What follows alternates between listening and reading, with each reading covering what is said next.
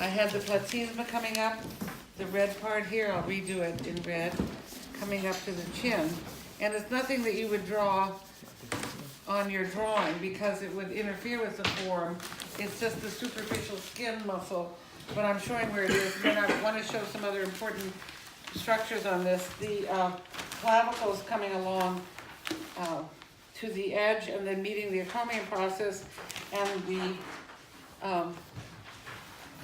trapezius is coming down into both the clavicle and the acromion process, and then towards the back, leaving, if you put your sternocleidomastoid in, you have this posterior triangle which has a number of muscles underneath, which we usually don't see. Every now and then the omohyoid might be somewhat apparent.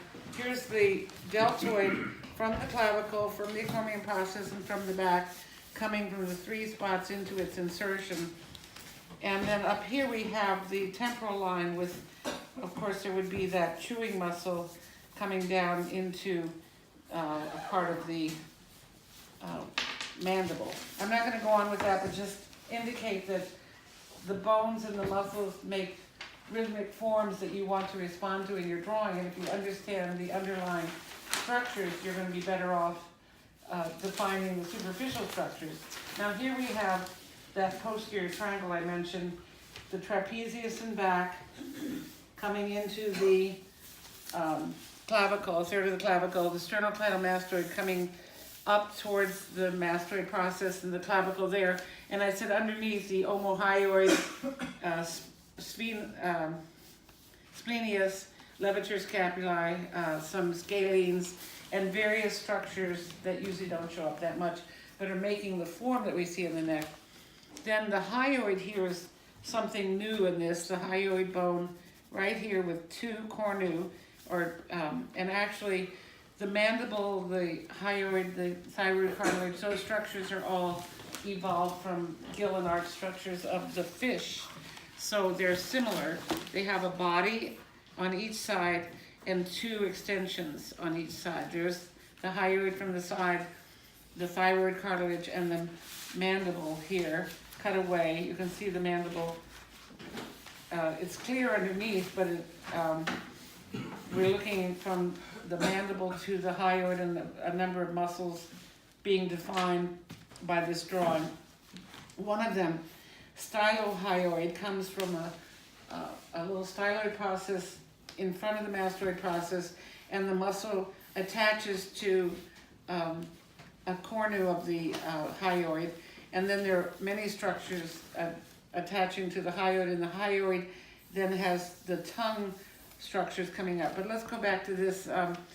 The anterior triangle is made up of the sternocleidomastoid, the bottom of the jaw, and there are two sides.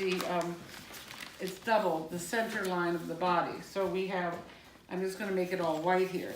This is the anterior triangle as opposed to the posterior triangle. And that illustration by Graves is attempting to diagram an anatomic thing, but when you're aware of it, it helps you to draw the figure. I'm going to do the third drawing here. From the front, there's one more illustration for Graves. From the front, the hyoid will be like this, and those structures are coming down to the behind the sternum, and then the clavicle is going to be going over. And one of the structures from the hyoid, called omohyoid, is omo meaning the scapula, comes down and then goes behind the clavicle. It has a little ring attaching it to the clavicle and goes all the way back to the scapula.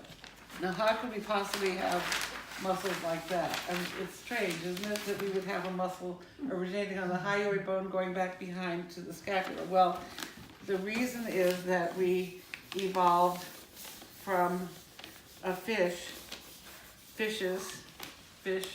plural or singular, and that these gill and arch structures are the ones that were the source of our evolution. So through many years, many years, these structures took on the human form, and we kept growing up to where we had a face that could have expressive muscles, and where we could have a tongue that would enunciate language and a brain in our frontal lobe that would give us a sense of conscience. Some of us anyway. Let's do it. Not all So of us this have, will but be